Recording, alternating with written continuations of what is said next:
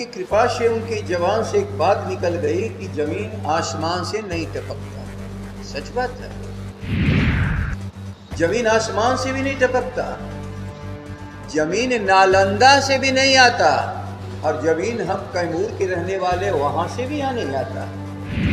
3 बात सरकार से जानना चाहता हूं। ईमानदारी हो, न्याय करने की आपके पास अब भी कुछ बचा हुआ हो, भीतर न्याय के लिए अवशेष बचा हुआ तो आप बता दें। हम लोग के कार्यालय से 3 गुना दफ्तर में आपका काम,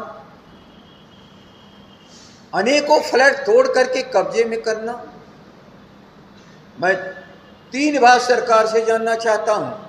ईमानदारी हो, न्याय करने की आपके पास अब भी कुछ बचा हुआ हो, भीतर न्याय के लिए अवशेष बचा हुआ तो आप बता दो। केशंस में जो आवास या जो जमीन अलॉट हुआ, आप उतने ही पर हो, उससे आगे पीछे गए हो। आप ये बता दो कि जिस समय तो आवंटन हुआ उस समय बिल्डअप एरिया, आप भी जानते हो कि उस स्थान में निर्मित एरिया जितना था कि वही है कि उससे 10 गुना बढ़ा है। आपका ये कहना कि जमीन आसमान से नहीं आएगी, मैं फिर कहता हूं वह नालंदा से भी नहीं आएगी, कैमूर से भी नहीं आएगी। आवश्यकता के अनुसार यही जमीन का प्रबंध सबको किया जाएगा।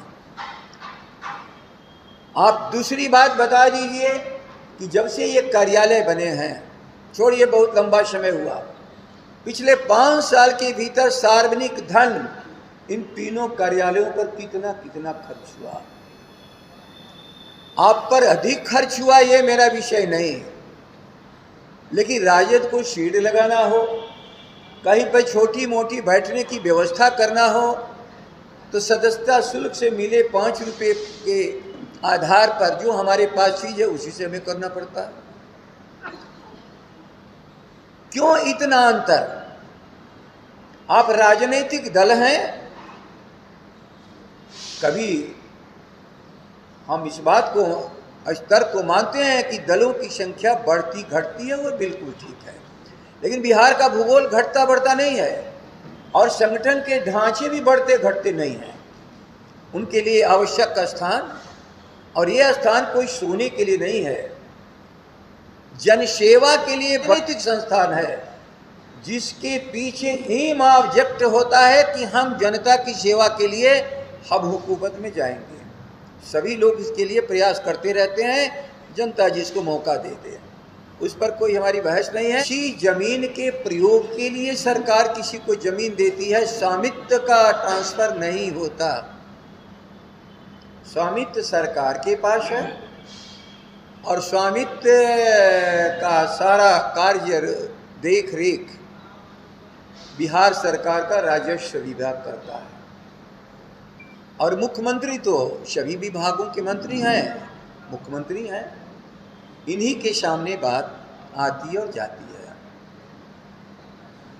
तो हमने फिर एक सरकार के पास अपील की तरह मुख्यमंत्री के यहाँ लिखा कि कृपया करके आप देखें, हो सकता है कि नीचे के लोगों को नियम कायदे कानून उतने न मालूम हो, आप इसको देखिए और इस कार्य का निराकरण करिए। लेकिन कल शायद आप ही लोगों की कृपा से उनकी जबान से एक बात निकल गई कि जमीन आसमान से नहीं टपकता। सच बात है, जमीन आसमान से भी नहीं टपकता, जमीन नालंदा से भी नहीं आता, और जमीन हम कैमूर के रहने वाले वहां से भी यहाँ नहीं आता। जमीन तो इस राजधानी में ही कहीं न कहीं व्यवस्था की जाएगी, चाहे वो दलों को मिलो, चाहे वो मंत्रियों को मिले, चाहे विधानसभा के सदस्यों को मिले, विधान परिषद के सदस्यों को मिले।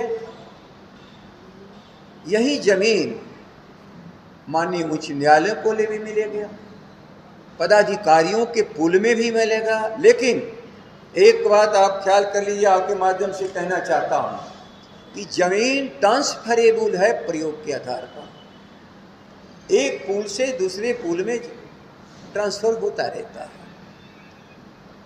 जिन्हें अधिक आवश्यकता पड़ती है वो फिर सरकार से मांग करते हैं, क्योंकि संस्थाएं रोज बढ़ रही हैं।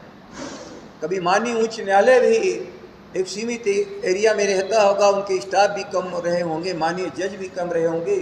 जैसे जैसे उनकी बढ़ोतरी संख्या बढ़ती गई तो जो मंत्रियों के भी आवास थे उनको दिए गए, ट्रांसफर कुल का होता गया।